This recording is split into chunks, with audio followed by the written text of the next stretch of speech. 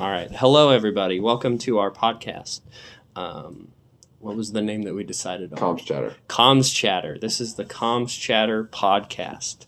So in this podcast, we're going to be going over the popular, the weird, the out of this world Star Wars. By definition, Star Wars is already out of this world. From a long time ago. And so my name is Brady, and this is my co-host Ben, Ben Skywalker. No, not that one. What? Not that one? Oh, I thought I had a Jedi Master here. Not quite. This episode, we're going to basically introduce ourselves and our how we got into Star Wars, what our favorite things are, obscure things, popular things, whatever that is. So, Ben, how did you get into Star Wars? Honestly, I don't even remember how exactly I got in. All I remember was that one day it just kind of clicked. Okay. And I saw it on TV. I think my parents were watching it. And I just clicked and I was immediately just interested in it. And ever since then, I've just been very, again, interested in it. It's very entertaining. It's storytelling. It's compelling. Most of them are good writing. There's good action scenes, good books. So, yeah. Yeah.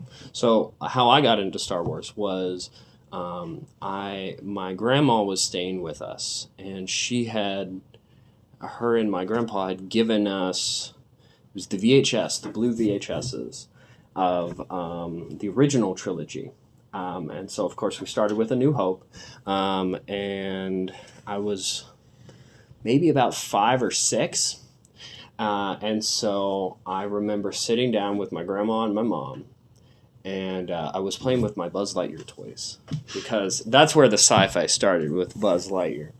But with Star Wars, I sat down and I was playing with my toys, and I was being a little loud. My grandma said to me, she was like,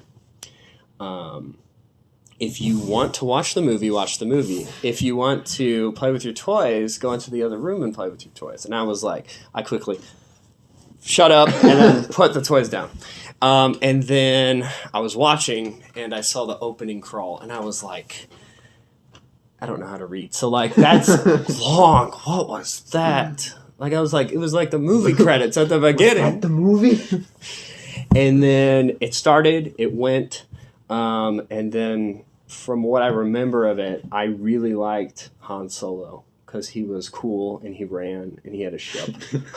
He ran. And I remember playing outside after, and I was like, run, like the next day, and I was like running, pretending I was Han Solo. Of course, I didn't have guns, because I didn't have his gun. Now I do. But yeah, that's how I got into Star Wars. And later, I watched the next one, which I thought was boring, but now is like one of my favorites, Empire, because I thought Luke was super weak and whiny, and I was kind of was there for a bit. Yeah. And then I watched Return of the Jedi. Whenever he got that green lightsaber, I was like, okay, Luke's the coolest.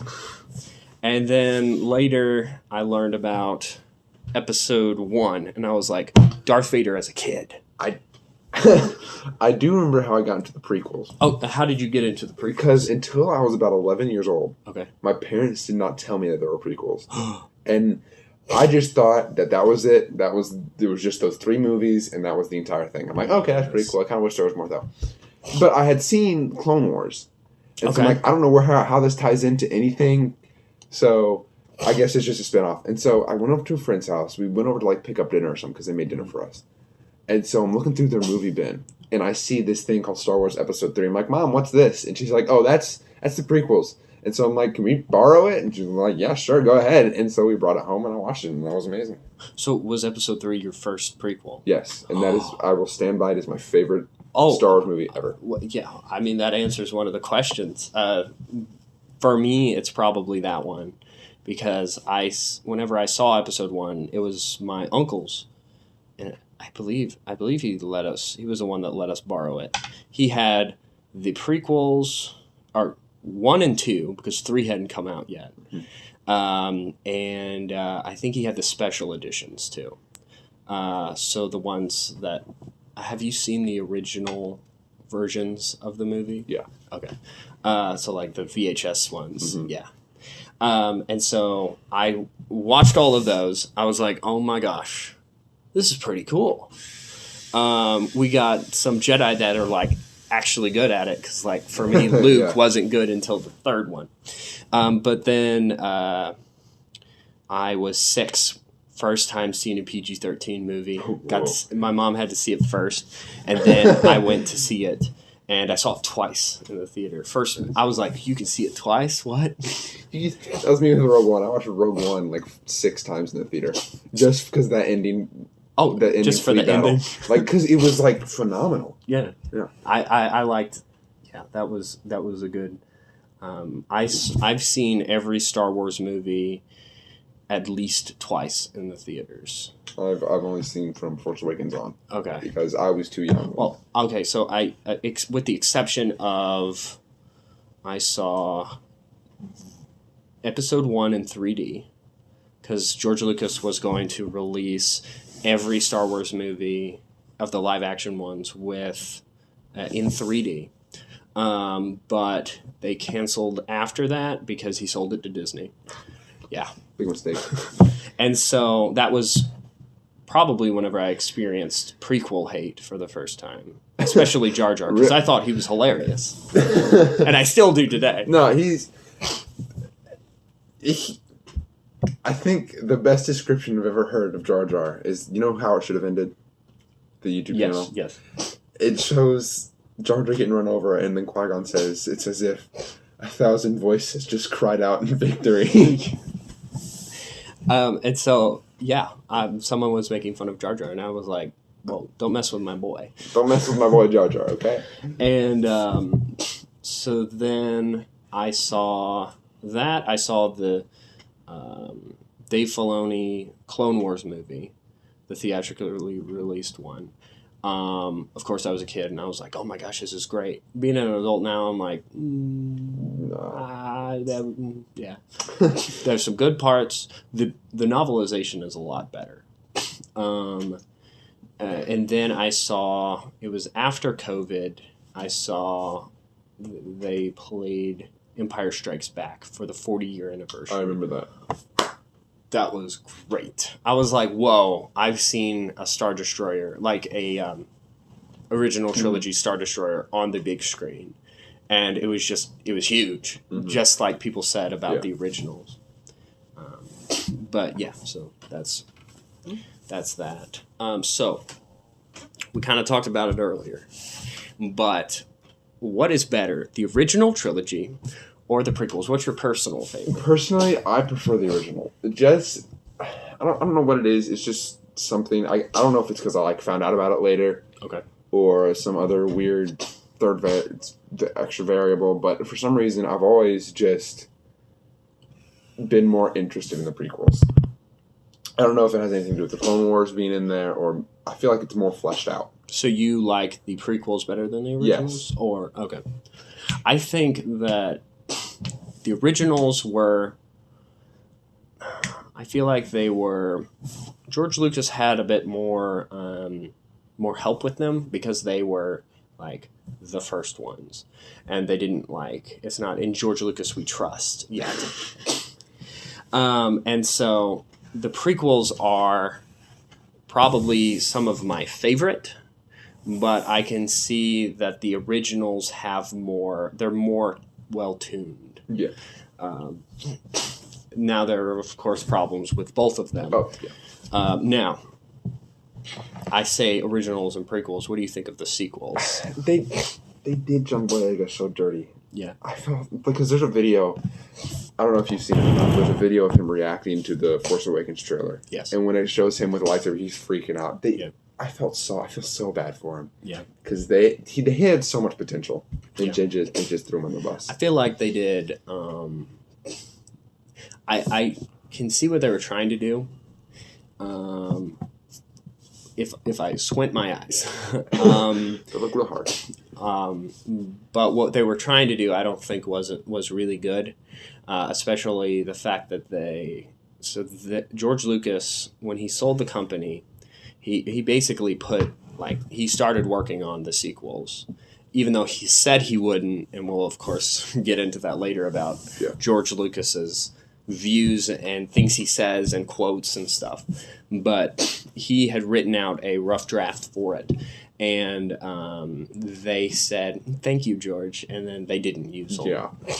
And he didn't like the movie. He could only say so much, but he wasn't the biggest. He thought they were unoriginal. Well, yeah, because I mean, if you look at Force Awakens, it's essentially the same thing as A New Hope. Yes, and then Last Jedi is the Empire and Jedi. Yeah, but it wasn't. It wasn't. They tried to copy it and still failed. Yes, and then Episode 9 was. It felt like Star Wars Endgame. That's what they were trying to do, but they didn't have the. I feel like there was the 20 movies before. Yeah, they didn't have quite the emotional stakes for it, because with Marvel, you see they had all 20 movies to build up a very specific set of characters. Yeah. But with Star Wars, the specific set of characters changes each 3 movies. Yes. So.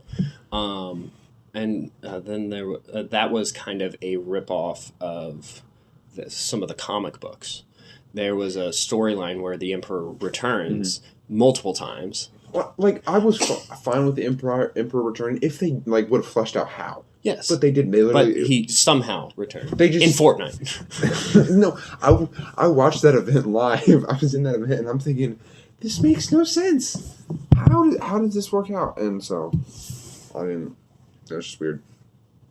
Have we really only been going 11 minutes? Apparently. So, or does it? Yeah, I don't know. So, you kind of answered this already. What is your favorite movie? Revenge of the Sith, hands down. Okay. Why is it your favorite movie? It's the tipping point. It's where everything changes. All right. And Palpatine is such a well-written villain. Mm-hmm. He's manipulative. He's got his agendas. He's cunning, sly. He's just a very well-written villain. Okay. What about you? I would have to go with probably the same thing. Because to me, especially as from reading a lot of the expanded universe, the original trilogy was a jumping off point for the expanded universe. After that, you get 200 books about, this shelf right here. That's probably about 200 books. That is after Return of the Jedi. And so Return of the Jedi, for me, is kind of a pilot episode for the, the expanded universe after there. But with Revenge of the Sith, we've got the Revenge of the Sith art book right here. Oh, it's just so well fleshed out. Oh, yeah. And, just like this image right here on the cover. It's perfect. Yeah. Everything in the EU was building up to that from the prequel era. Yeah. And, all right. So, Revenge of the Sith is probably my favorite because it is, the last trade paperback for Revenge of the Sith was called, for the main comic that was running into it, was called Endgame. Star Wars did it first. It did the lead up. It was kind of like the season 7 of the Clone Wars, but for the comic books of that time. And so you read that last comic book, or you read the comic books leading up to it, then you go watch the movie, and it ties right in. And then it's like, oh, he just killed all the Jedi. Yeah. And then some of the other books that just basically take all the Old Republic, tie it into the which it was well tied into anyway. But something about the author, James Luceno, he ties in, basically he takes a chunk and just condenses it and goes, this is why it all makes sense. And he made Palpatine such this elaborate guy that from a young age he wanted power. You've read Plagueis. Yeah, that's what I'm talking about. That's what I thought you were talking about. Plagueis was such a good book because you see him kind of start to do act like he does in the movies. Mm-hmm. You start to see him go from kind of this child to actually becoming right the Emperor. Yeah, and so that's probably why it's. I love the Sith. Like, the Sith are great. I don't agree with what they're saying, but I really like the just the whole rule of two. From Darth Bane to Revenge of the Sith, it all coming together. That probably made me go, oh my gosh. Now, if I go through a watch through, I'll be like, okay, this movie was a lot better. Like, Return of the Jedi is probably my second because of that jumping off point for the expanded universe. Now, what got you into the expanded universe? This book called The Essential Guide to Warfare. Okay. Tell us about it. So imagine if they take a textbook for history class. Okay. But make it Star Wars. Okay. That's essentially what it is. It covers the entire warfare history from, I think, the beginning of the Old Republic all the way to the end of the New Republic.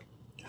And I think past some of those, too. Yeah. And it goes in such depth and detail, and it does such a good job explaining to it that it makes it enjoyable. It doesn't feel like you're reading a textbook. It feels like you're reading one long, comprehensive story. Yeah. So it actually goes from... I think it was late enough in the game for the expanded universe. And the expanded universe started in 1976.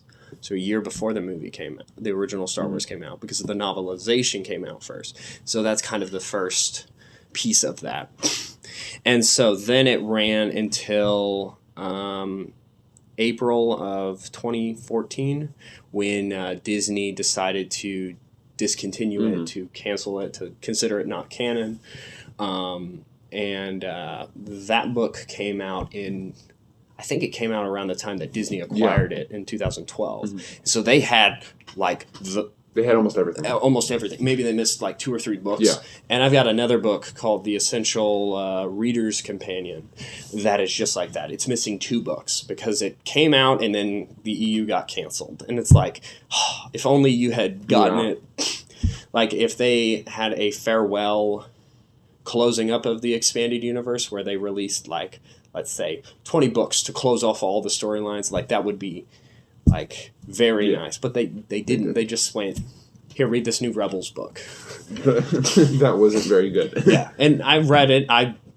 It wasn't as good as some of the others, or especially the expanded universe books. But the Essential Guide to Warfare, I've got it on my shelf over there with my other stuff. It's really good. So for me. This goes back to when I was a child. I saw the movies. I got my grandparents liked to get me the dictionaries, visual guides, and stuff. So very much like The Essential Guide to Warfare, but it was just before that came out. And so there were all these characters, and I'm like, they weren't in the movie. Who's this Jason Solo? Who's Jaina Solo? Anakin Solo? Who are they? Who's Mara Jade? And I started to read of it. Well, it was kind of before I could really read, or bigger words, sci-fi words. And so my parents would read some of the stuff to me, and then they would also read the Junior Jedi Knights, which followed Anakin Solo as a kid at Luke's Jedi Academy. And so I was just like, what? There's more than the movies? And then I think there was an audiobook for right after Return of the Jedi, that book, at the library. But then after that, I kind of was like, oh, okay. Then I kind of stuck with the visual media, like both Clone Wars shows. But then my grandpa got me Darth Plagueis. Or my grandma and grandpa got me Darth Plagueis. Wait, now what age were you when you got Darth Plagueis? 14. Okay, because I thought you were going to say 9 years old. That's pretty dark book for a 9-year-old. So I struggled with reading, and so I ended up getting or it was more so struggling with focusing on the reading. And so my mom got me Audible because I wanted to. It was the Inheritance Cycle, which is the Aragon Dragon books, and then there was also those books I was reading before Star Wars. So I already liked the fantasy stuff.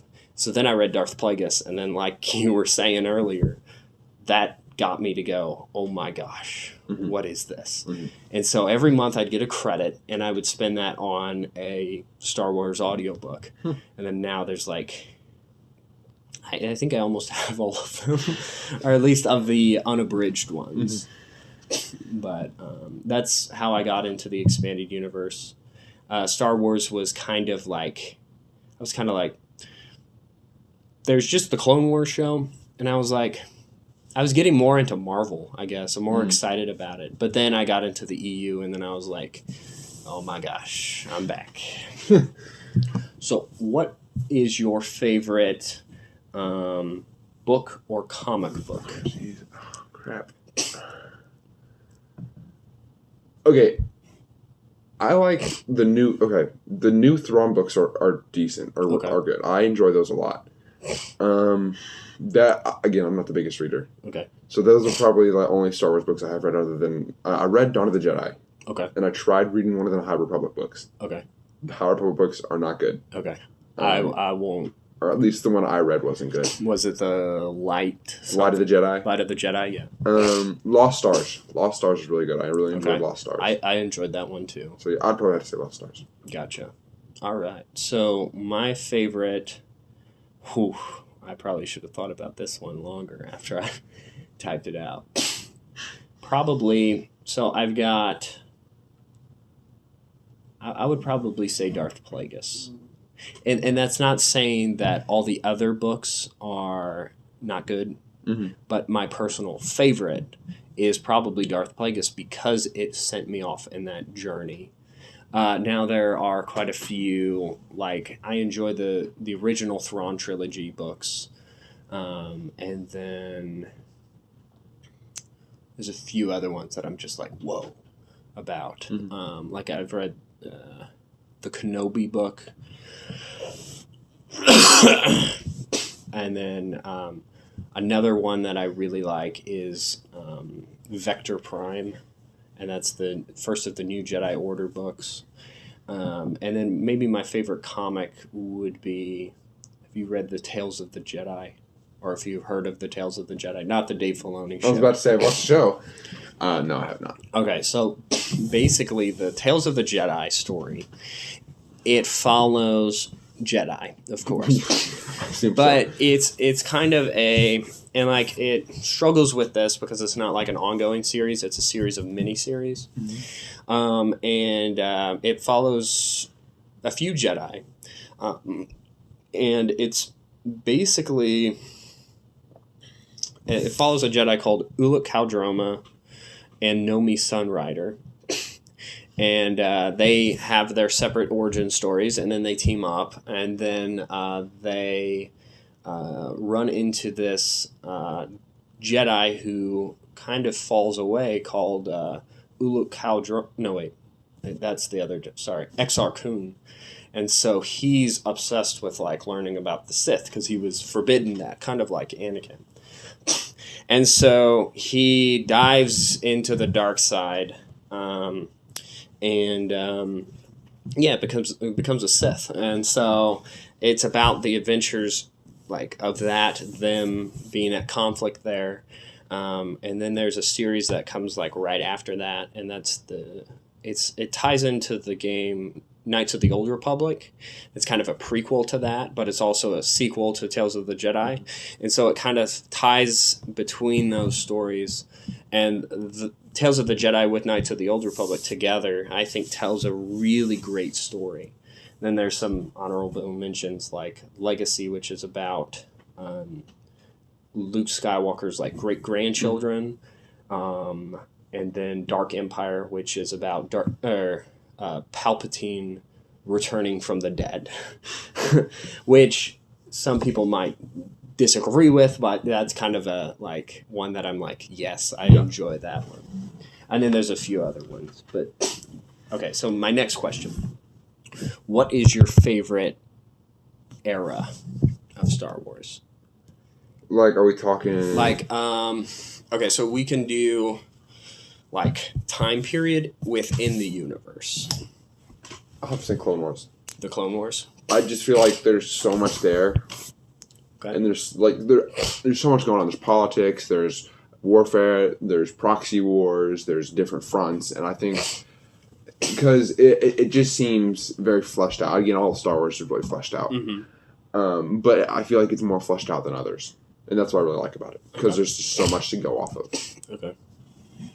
All right. My favorite is probably, I'd have to say it's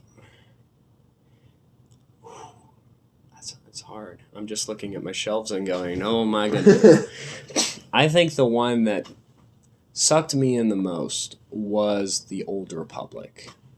Though I love the New Republic and Luke Skywalker's Academy and stuff, those I would say is a close second to the Old Republic, because the Old Republic is so much, I guess, more vast in there's so many characters there. With the post Return of the Jedi, it's a lot of you follow Luke in his family and their friends, like movie characters, where with the Old Republic you can't really do that because it's so much longer ago. But you probably that, the Old Republic. So what is your favorite Star Wars game? So we could do video game, and then you could do if you're into the RPGs. I have a few more Star Wars games. Okay, video game wise, oh geez, that's hard. I really love Empire at War. Ooh. Yes, because it's real time strategy, and I just love the whole naval combat. But I also like Republic Commando. Okay. I love Republic Commando. That's as much as it infuriates me because it gets difficult sometimes. It's fun. It's definitely not relaxing though. Okay, yeah. So, and then the super battle droids. Oh my gosh, they're terrifying. I haven't played it yet, but it's very infamous. Terrifying. And then board game or tabletop wise, for just board game, there's a game I have called Star Wars Rebellion. Okay. Imagine Star Wars Risk, but on a much larger scale. Okay. There's everything's fleshed out. Okay. You have specific missions, you have leaders, you have Death Stars that blow up planets. It's like if Empire at War was turned into a board game. Ooh. So okay. See, yeah. I like Empire at War. Mm-hmm. If I made a top 10 list, it would be on that. Okay. And then RPG wise, I played Edge of the Empire once. I ran Edge of the Empire campaign once. That was pretty fun. The dice can be a little bit complicated, but other than that, it's pretty simple and it's really fun. Nice. I don't have a whole lot of Star Wars board games or RPGs. I have some of the books, but that's more due to the details that I like to get into, or they might have a short story or something in them. But for video games, my favorite one would probably be The Force Unleashed. That's a good one. I was the right age for it whenever it came out. I think I was slightly younger because it was rated T for teens, and I was 11 or 12. And I played that game so many times. I'm not the biggest fan of the lightsaber combat in it because it's kind of you have a baseball bat. Yeah, that's how it is. Because in those games you can't have the player one-shot everything they come across. Yeah. So now there are some games that I consider to come close to it, and those are the Jedi Knight games. I've played a few of those. And so in that, the lightsaber works like that. Mm-hmm. You one-hit kill the regular pawns. Now, if someone has an energy, suit of armor, they're going to be more tougher, which I kind of wish we had a game where it was the Force Unleashed type aspect, but with the lightsabers. Whenever I play Force Unleashed, I like to power up my lightsaber with cheat codes and stuff, so it's almost a one-hit kill with everything. But probably the Force Unleashed, and I do enjoy the second one as well. Some people might not, but I got beat that in a week or something. But I played that thing. I got the money's worth from that. What is your favorite Star Wars fan film? If you have one. I don't know. Have you seen a lot of fan films? I've seen a few. I really like the Maul one. I forgot what it's called. Darth Maul? No, I'm just kidding. It actually might be. It might be Apprentice. I don't remember what it's called. Oh, was it? Yeah, where he was in the woods. Yeah, that as one. most Star Wars fan films take place in. I would probably say that for choreography, I'd say that one is like really up there. Mm-hmm. I'd probably say that one's my favorite too. Star Wars Theory's Vader one's pretty good. Yeah. Did he ever come out with the second one? So he did two like animated. I know shorts. he did animated ones, but I don't know. Did he ever do it like live It's action? in production right now because he had the two animated pieces, and then they were just promotion for the second film. I remember there was a whole like big thing about it because Disney did a cease and desist against him because he was using their music, and then Lucasfilm stepped up and said, "No, we're allowing him to use the music." I think it was a different studio that was music. Was it 20th Century? I'm not sure. It was some obscure music thing that was like, "Oh my gosh, you're playing the Imperial March." That give us your money. Like, and yeah, because I think he got permission from Disney to do that. I don't know a whole lot about the production of the Darth Maul one. There's another Darth Maul fan film that is just, it came out in like the early 2000s, so like maybe a little bit after episode 2. It's very unsettling in cases. Because he goes up against two other Zabraks. And the lightsaber fighting is just insane. You'll have to watch it. Yeah, I'm trying to think what it's called. Sure for just like a as I make the video, I'll probably put it up because they have posters and stuff. Let's see, what are there? Somebody's animating the Thrawn trilogy. I saw that. What did you think of that? I thought it was good. Yeah, animation looked weird. It did. Some me. of the voice acting was like, ooh. But I mean, that's when you're not working with like a high production studio. That's to be expected. Right. I feel like some of the fan stuff that they have can be more like sometimes better than what Disney has been putting out. Oh yeah. At least story writing wise. There's going to be have you seen the fan film Troops?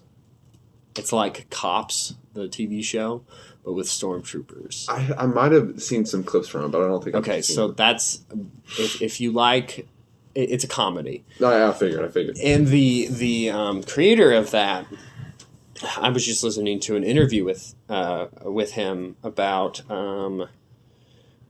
just the making of that, and then he later got to work for Lucasfilm for some comic book stories. And so that was fascinating. And then I know that they've done some like scenes adaptations of some of the later books in the EU. There's some just obscure ones that I think are really, really neat. But yeah. So my next question is, who is your favorite author? Timothy Zahn. Timothy Zahn. Now, why Timothy Zahn? I just like his writing. I like his writing style. Okay. It's just something that holds my attention. Okay. Which isn't very popular among authors because not a lot of authors can do it. That's not their fault. It's just I don't have a long attention span when it comes to things like that. So. Yeah. Timothy Zahn's he's up there on my list, but I do think there are some other people that he's kind of got an ego of I was the first Star Wars author of the new stuff, so my stuff kind of only counts. And like I've seen in interviews and like heard other things about like the way he even writes for Disney Star Wars. He doesn't care about what they do. He just does what he does. Yeah. And because the Thrawn books, like if you took all of his works, they to him they all make sense. They all tied together. Maybe there's a few things inconsistent, like Thrawn's pupils in his eyes, because in the expanded universe they're just red, and then in the Disney canon they have pupils on them. And then, but probably my favorite. So like I probably say he's like 2 or 3, like up there. James Luceno. I feel like he can tie together, like Timothy Zahn doesn't care what happens with like the overall expanded universe. He's just like, here's my story. It's going to be great. People are going to love me. And usually it is great and people love it. And so I'm not trying to like bash on him or what, you think of him, but, James Luceno considers everyone's pieces and ties it together. So like he did a book that tied the Old Republic together, which is Darth Plagueis. He did the prequel book and sequel book to Revenge of the Sith, and he did that as well. Kind of tied it all together, light it up, and then after that finished it out. And then he also did some of the New Jedi Order, which is after Return of the Jedi. Then he did a book about the Millennium Falcon. And so from what I hear, I haven't read it yet. I'm not there yet. But he basically ties in all the different eras that the Millennium Falcon was in. And then there's also Kevin J. Anderson. He writes a lot about like Luke's Jedi Academy. And I really like that. So, yeah. What is your favorite piece of Star Wars merchandise? We've talked about it a little bit ago. like just the different merchandises and stuff. I got it from Disney World, the Galaxy Edge. I have a replica of Darth Sidious's lightsaber in my room.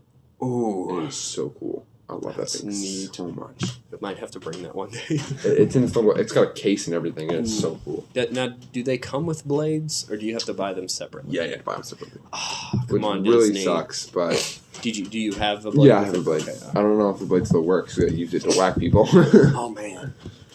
Now, I do have to ask you, have you tried to do his jump, flip, twist with it? I can't say I have. Okay. Because I feel if I did, I'd break something. Okay. But you're welcome to try when I bring it over. Okay. I've got a mattress topper there, and I will jump off the table. No. That's neat. That's cool. I always, like, his lightsaber design is so, like... It's so sleek. Yeah. And the thing is, if you read Darth Plagueis, he doesn't like using lightsabers. He does it as a mockery to the Jedi. Mm-hmm. And, like, he would almost be like, nah, I'm good. Lightning. Here's lightning. Yeah. But, like, like, if I had a prop, oh, man. If I could have all the lightsabers, I would. But, they're so good. Like, his is, like... If you took all the lightsabers, you'd be like, well, of course that one's his because it looks very, like official, like, very sleek. It's also this... I find it's not big enough to use two hands on.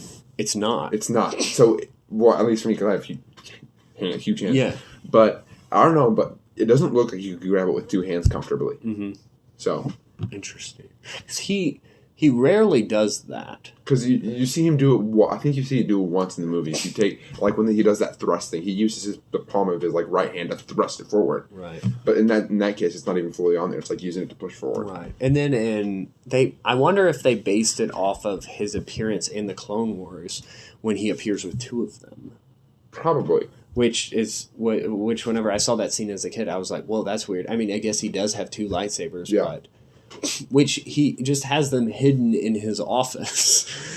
Like if you read the Revenge of the Sith novelization, Yeah. he has it hidden in the 2 statues in his office. Yeah. Yeah. And like whenever I see those statues, I just go, "There's a lightsaber in there." Yeah. Because it talks about how like it talks about how he gets worried when Jedi go in there because he doesn't want them to feel the fact that the lightsabers are in there because they emit such dark energy. Yeah. That's neat. Let's see. What is my favorite piece? Okay, so I've got official and then I've got unofficial. The unofficial's a bit more fun because it's hard to get because it's unofficial. Yeah. But probably my favorite official. So my grandparents got me a Star Destroyer, the Ultimate Collector's Star Destroyer, and it's about this big. The Lego one. The Lego one. Oh my lucky. They got me the first one that came. Oh, right, not the new one. Oh. Not the new one, no. But it's still really cool. I get that. And so that, as a kid, I was just like, whew. So that's probably the thing that I put the most into. Mm-hmm. And then there's sentimental ones like the VHS box that I watched the original Star Wars on. Different things like that. I do have prop lightsabers. Mm-hmm. There's also another kind of unofficial Star Wars thing. It's more sentimental to me. But so my girlfriend, her daughter, and I dressed up as Jedi to Comic-Con. Nice. And we were featured as the front cover of the Southeast Missourian. Nice. And so that's very special. And then my unofficial one is probably this book. So it's The Heart of the Jedi. And so this book was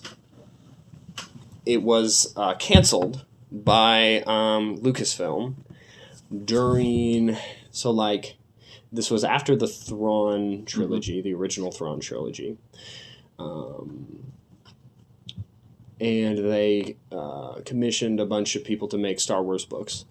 And so this was one of them that was supposed to pick up right after Return of the Jedi, except someone else had a bit more favor with the publishing. Mm-hmm. And so this guy kept getting it pushed back, and then it got canceled. But then there was this guy, whenever the Expanded Universe got canceled, there was this guy that has a website.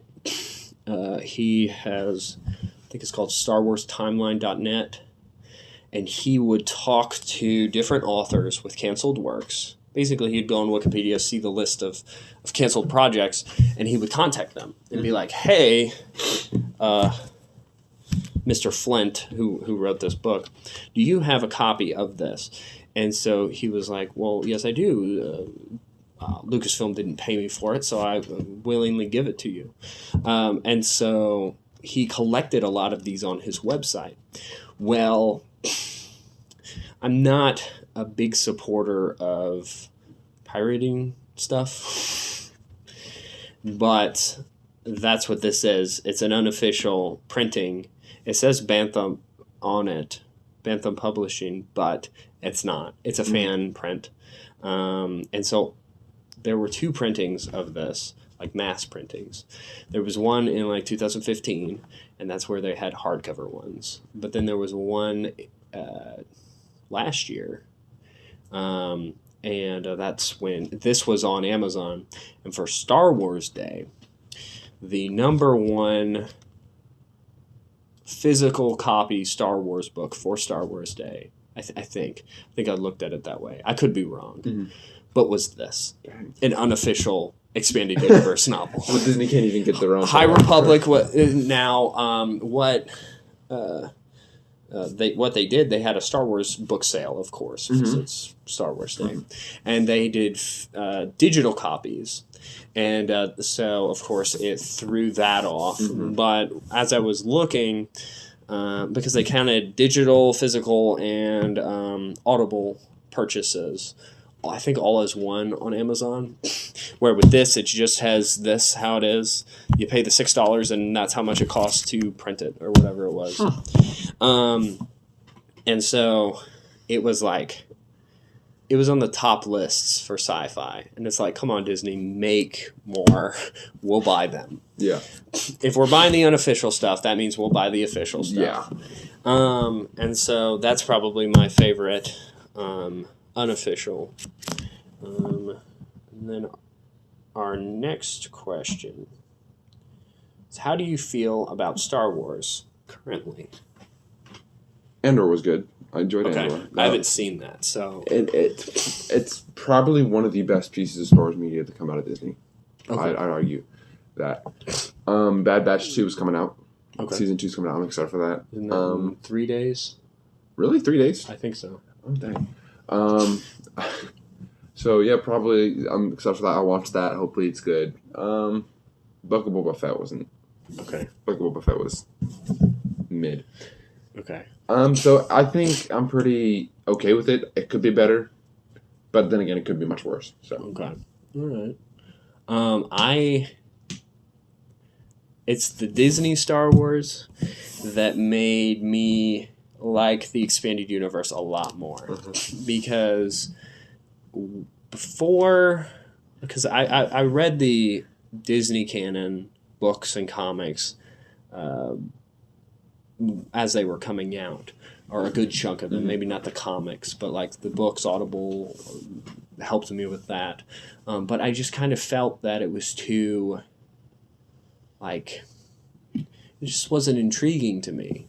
So I was like, all right, I'm just going to read the expanded universe, and I'll watch the movies and shows and whatever, and I'll enjoy them or whatever. But then The Last Jedi came out, and I was like, and so then I dived more and more into the EU. And then now, The Mandalorian Season 1 I enjoyed.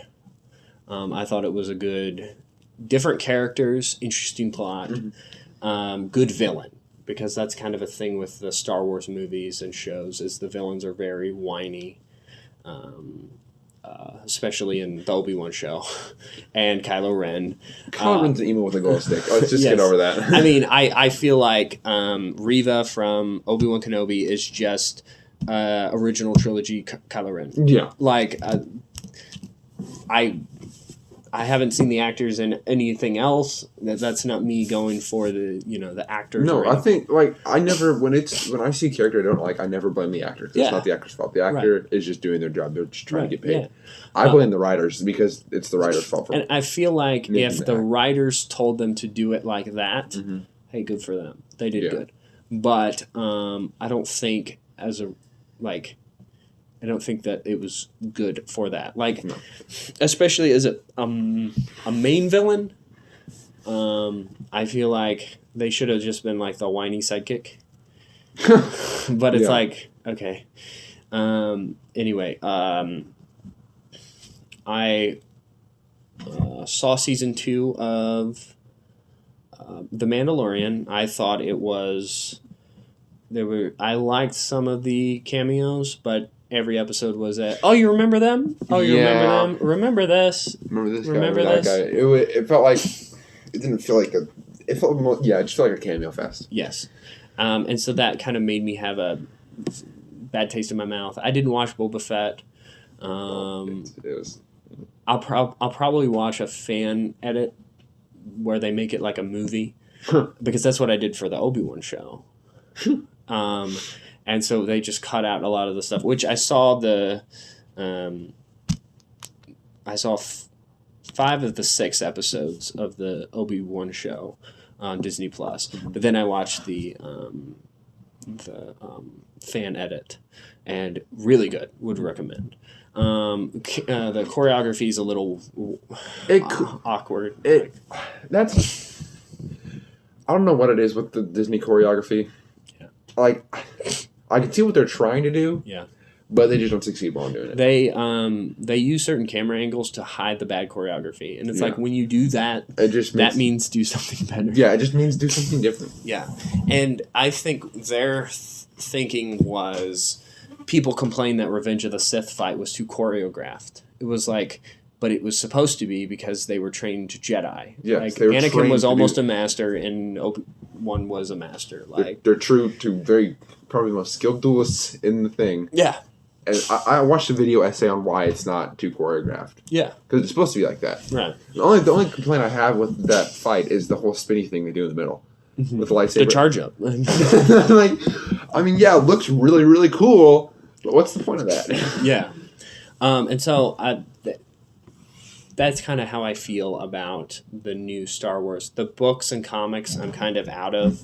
Now, once I catch up with the expanded universe, I'll probably give some of Zahn's stuff a chance.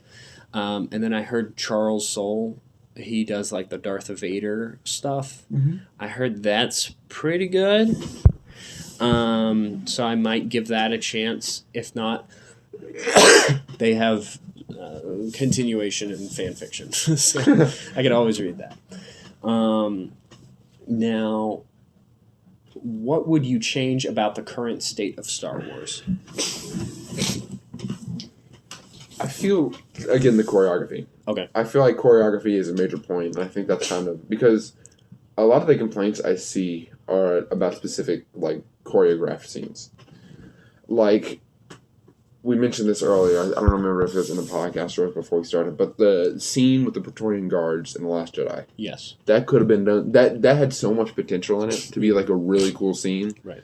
Because, the setting was there, you had, the climax of the movie, but it just flops. Because, it's just bad choreography. There were so many, you see, how there's it cuts to one guy, he's got one weapon in one hand and no weapon in another. It cuts to a different guy, for 2 seconds, cuts back to that guy. He's got 2 different weapons in his hands. You're like, well, that doesn't make any sense because he just had that in his hand. Yeah. So it's like it wasn't very well planned out. Yeah.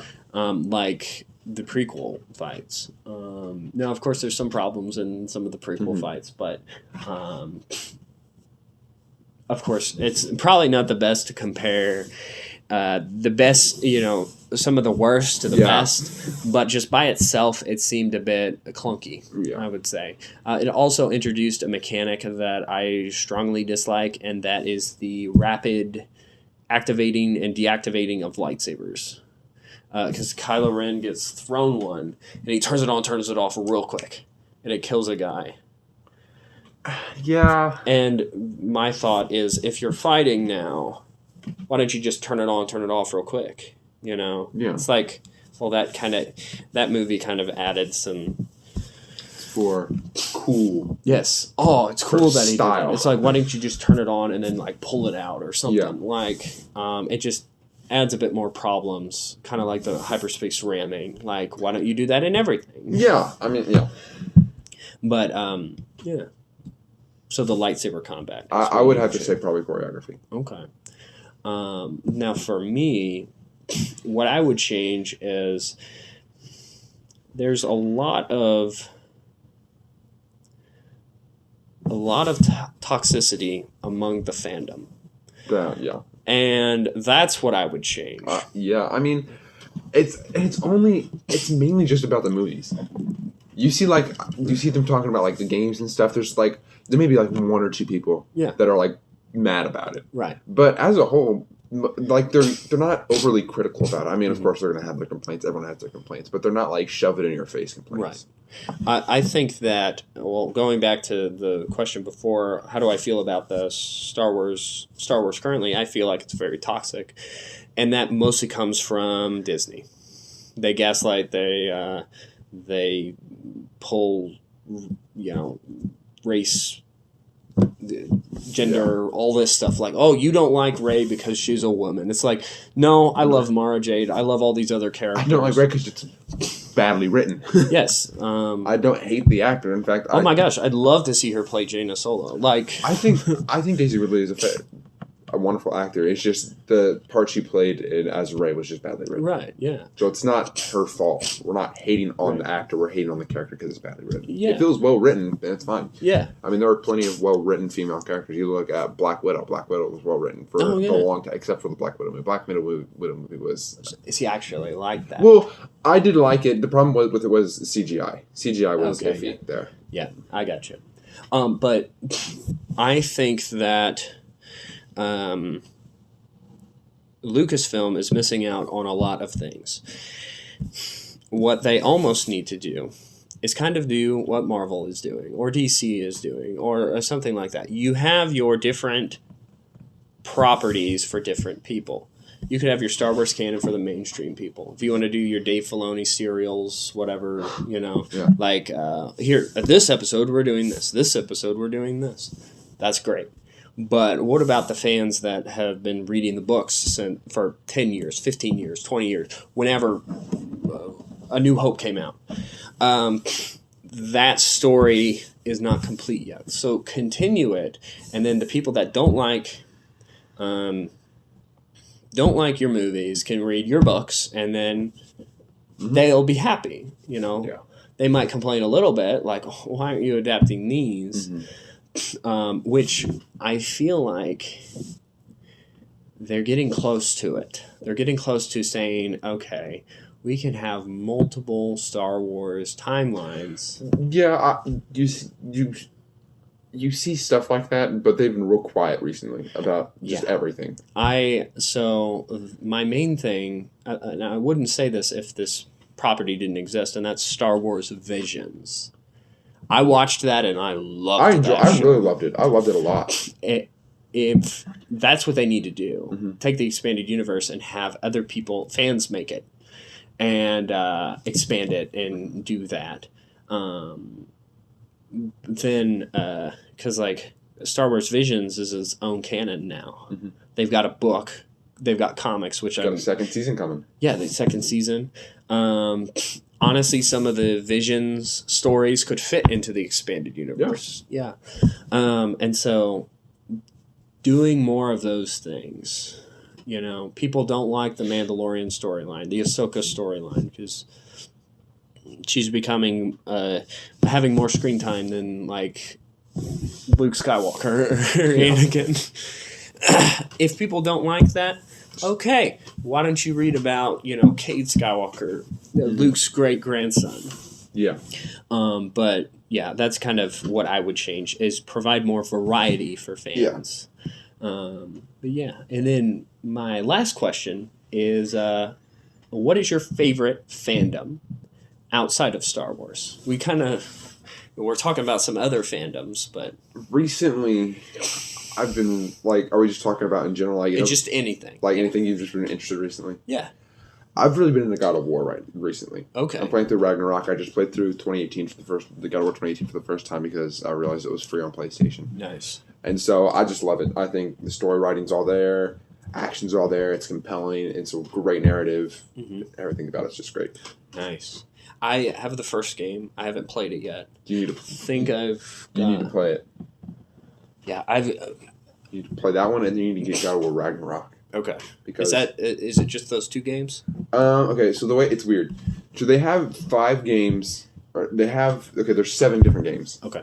5 of them take place in the Greek era. Okay. Because that's how the series starts. He goes 5 game rampage on the gods of the Greek pantheon. And after that, he moves on to Norse mythology, and that's where 2018 picks up. Okay. So can I just start with 2018? Yeah, you could just start with it. You don't really have to know anything from the background because everything is explained in there. Okay, very nice.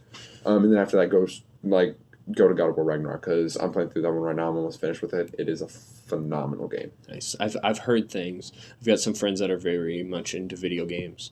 They of course have, I guess, a lot more time than me, or they choose their time differently than I do.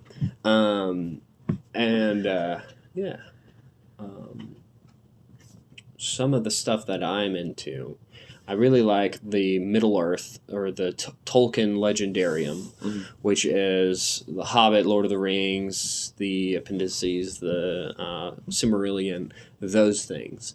That's my kind of go-to whenever I'm like, I just finished the Star Wars novel. It's a great novel, but I need a palate cleanser so that I could, also experience the time, because not all these books, like I might have discovered all these books at the same time, but they didn't all come out at the same time. So spacing them out a little bit is good. And that's, that kind of goes back to a thing I like about the expanded universe is if I'm tired of following Luke Skywalker, I can go to Anakin or I can go to the Old Republic. But I also like Marvel and DC. Marvel, for me, they had a thing up until Endgame, and then after that, for some reason, like the quality of the movies just dropped. I agree with that. I enjoyed Shang-Chi, I enjoyed Spider-Man, but I feel like it's not really the writing that's the problem. I feel like the CGI. Do you think it's more quantity over quality? Yeah, that's what they're trying to do. Yeah. I feel like they need to get down their quality. If they can get quality control on, then I think most of the movies are big hits. But that's the problem. They don't have quality control. I feel like it's a bit too stretched. They've got all these TV shows, which should just be movies. Yeah. Or do you kind of like what they did with the Guardians holiday special, which... is of course a reference to the Star Wars holiday special. It was interesting. But do things like that. Marvel Presents. I haven't watched the Werewolf by Night yet. That was good. I watched that. It was good. But just do more of that. Like don't make them something that could be a movie, a 6-episode series. Don't do that, because then you've got people that are like, wait, do I have to watch that to understand this? And there's 2-hour cuts of those TV shows where they just cut it all down. Yeah. Like Obi-Wan Kenobi was cut down to 2 hours and 30 minutes, and honestly, a big chunk could have still been cut out. So much of that, a lot of it's just like exposition that doesn't really need to be there, or like exposition that you already know about. Yeah. So. And yeah, DC, it's in a mess. They had something going with Henry Cavill being back, and then they just wiped him off the board. Yeah, which I think he'll probably come back. The fans demand it. Listen, whatever James Gunn is doing, he needs to figure it out fast. Which I think some of the stuff that he's done is good. Like Marvel. I think James Gunn is awesome. Yeah. I just think that the way he just came into DC and took out like their biggest guy that everyone wanted back. Yeah. So.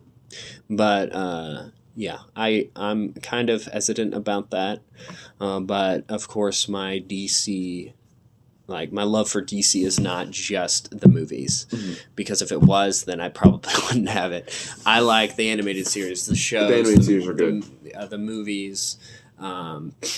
It's just I think the heroes are sometimes a bit more well written, more compelling than Marvel's. Yes, I agree. I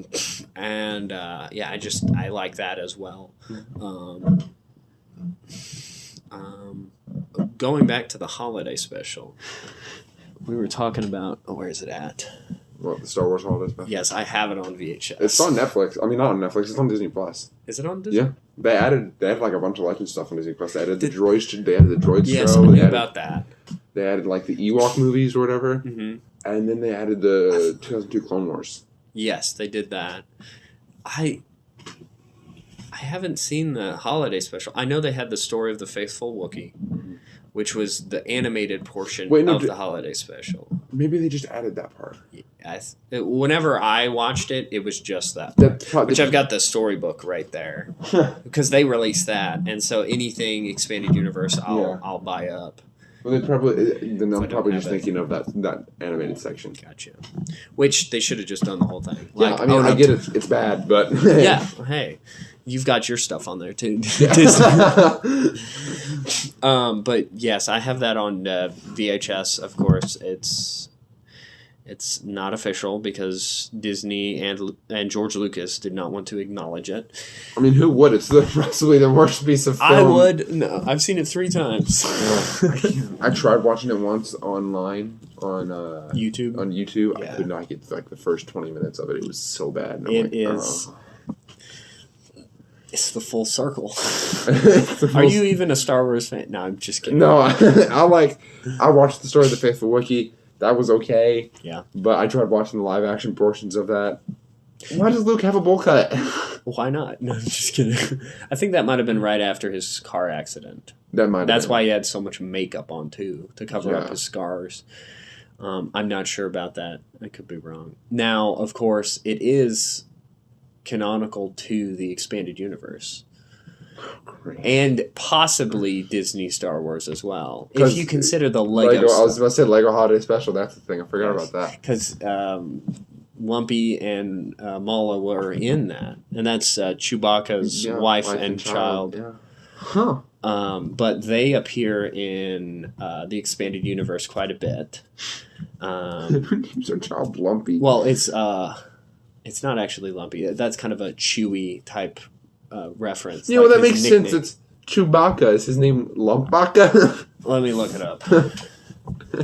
Chewbacca and Lumpbaka. If this will load. It's Lumpy's full name. Son's name. I spelled it all wrong. Lumpurook. Lumparook? How do you say that? Where's that? Lumpawaru. Lumpawararu. Is his son's name. Fair enough. Lumpawaru. And his wife, Mala Tubuk. $2. So Mala and Lumpy. Gotta give credit where credit's due. They do have very creative names. Yes, it's awkward in the to watch in the show because it like they try to do this like whenever Mala and Chewie go to hug, they try to do this intimate husband and wife hug, but really it's a dude playing Mala. Oh. And it's like, I don't know. I saw one guy try to watch it. You know, it was JonTron. You know who JonTron is? I've heard of him. He tried to watch it. So it's that live action section, and they don't put subtitles for the Chewbacca speaking to his family. So it's just like, what are they saying? I don't know what's going on. Yes, it's wild. It's fun. I like it because it's so crazy. It's so obscure. I showed it to Peyton, Lydia's daughter, and with Lydia there. Mm-hmm. She was like, oh my gosh, it's so funny. He's cute, whatever. And then Lydia's like, what are you showing us? Why are you showing my daughter? Because Peyton likes the Ewoks. Oh. And so I got her hooked on the Ewok show. And yeah, so she likes the Ewoks. She likes. I really like what they've been doing on YouTube. YouTube Star Wars Kids. They do little. It's like you know how they have those shows where it's like, oh, look at this animal in real life, and look at them do this thing, and this is what they eat, their diet, all this, all that. Well, they have that for Star Wars. Huh. It's pretty interesting. I can't say I've watched that. And they do Galactic Pals or something, and it takes like some of the big species and stuff, and it's obviously to sell toys because Peyton had some like Tooth Fairy money and allowance money, and she bought this baby Ewok. Oh my gosh. And I was like, yes. Because I was like, this is actually pretty good. So Disney, props to that. Keep making more. Mm-hmm. Let's get those full-length ones. But listen, I'll be interested whenever they add the Zilla Beast to that nature documentary thing. Well, I don't... They had a Rancor. They did Gamorreans? Yeah. Gamorrean guards, big things. Now, here's another obscure thing. Have you seen the Star Wars Muppet special? Yes, I have. Oh my gosh. I have. I love that so much. Yeah. Love to see C-3PO tap dance. It's great. Have you not? I might not have seen that part. Are you talking about the Muppet Babies one or the actual Muppet one? The Muppet one from like the 80s. From like the actual TV show? Yes. Yes, there's a part in it, and it's right before Luke Skywalker starts singing. C-3PO starts frolicking on stage. Did he? Yeah, like skipping around. But I remember seeing part of it, and because I can only find the clips on YouTube. It's on Disney Plus. It is? Yep. The whole entirety of the Muppet Show's on there. Just look up like Star Wars Muppet Show episode. Well, I know what I'm doing. Yeah, it's great. It's hilarious. It's awesome. All right. What other like TV shows or movies are you into besides Star Wars? My favorite movie of all time is 1917. I have not heard of that. What is It won Picture of the Year. Like I think, like I want to say it came out in 2019. Okay. I think it won Picture of the Year, whatever. But it's a World War One movie. Okay. It takes place in 1917. I think of. But the way it's shot, it makes it look like it's one continuous shot. Like we're like no cut. There's like one obvious cut in the movie, and that's when the guy blacks out. So there's like, it looks like one continuous shot, and it's just like very well done. Nice. Now I really like when people challenge special effects. Have you seen the documentary Light and Magic? No. So that's on Disney Plus. It's about Industrial Light and Magic, which is the special effects company that George Lucas created. And so they go, like, they had to create cameras, they had to do all this type of stuff. A lot of some of the stuff I already knew from like reading or other documentaries, but I feel like as a exclusively on them, I thought it was pretty good from what I've seen so far. That's I would recommend. But yeah, some of the recent shows that I've watched are. Have you seen Arcane? No. It's pretty good. That's a League of Legends. Yeah. I'm not a League of Legends fan, but that show made me go, oh. It's kind of like watch the first 3 episodes because they split it up into 3 acts. Watch the first 3 episodes. If you're not a fan of it, you don't have to watch anymore. It's kind of like 3 movies basically. I watched that. I've been watching Seinfeld recently. You have? I love that show so much. Yeah. It's hilarious. I haven't watched that. You need to watch I'm it. an Office type of person. Office is good, but it's overused in my opinion. Oh, for sure. I mean, that advertisement now is just, I remember The Office. Yeah. And that's a mobile game for The Office. Oh, you know for that? sure. Yeah, yeah. And I'm like, it's just, why? I mean, yeah, it's a good show, but you shouldn't be fleshing it out this much. Yeah. So. I feel like it ran its course. It ran its course. Too much. A little too much. Same with Friends. Friends is good. It's good for what it is, but it's not that good as much as people think. First like 7, 8 seasons, pretty solid.